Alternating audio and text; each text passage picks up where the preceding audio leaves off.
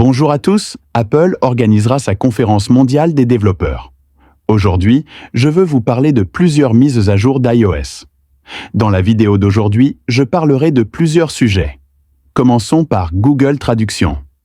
Google Translate, l'application de traduction populaire sur l'App Store, a désormais reçu de nouveaux changements sur iOS.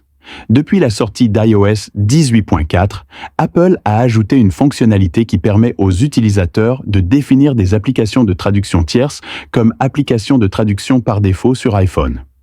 Après avoir mis à jour l'application Google Translate, les utilisateurs accèdent aux paramètres de leur appareil et saisissent les options d'application par défaut dans le dossier de l'application. En plus des options de paramètres telles que l'email, les messages, le filtrage des appels et le navigateur, une nouvelle option de traduction a été ajoutée. Cliquez sur l'option Traduire et vous pourrez choisir l'application de traduction iOS par défaut ou l'application Google Translate qui prend désormais en charge ce paramètre. Maintenant, je veux parler d'iOS 18.4.1.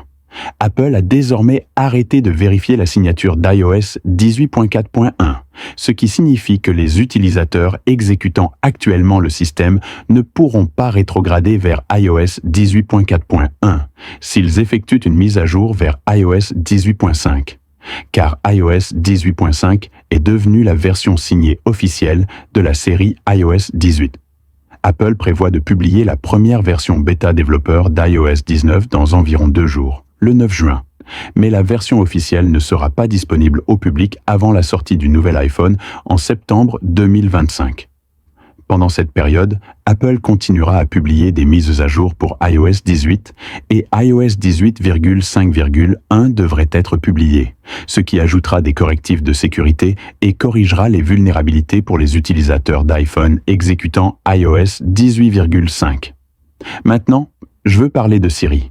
Nous savons tous que les performances de Siri ont toujours été faibles, et jusqu'à présent, Apple n'a pas réussi à faire en sorte que Siri remplisse véritablement les fonctions qu'il avait promises à l'origine.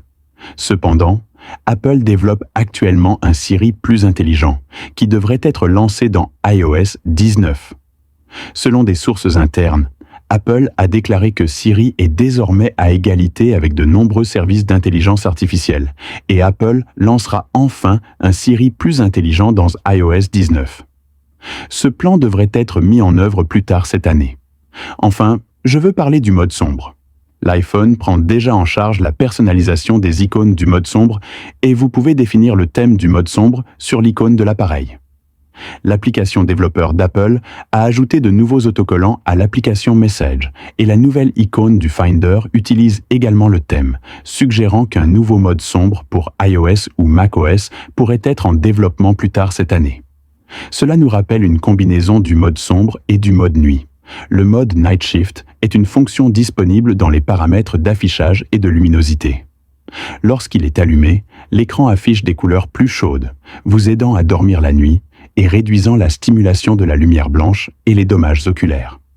Il est plus adapté aux utilisateurs habitués à utiliser leur téléphone la nuit. Si Apple lance une expérience en mode sombre avec ce style d'icône, l'aimerez-vous?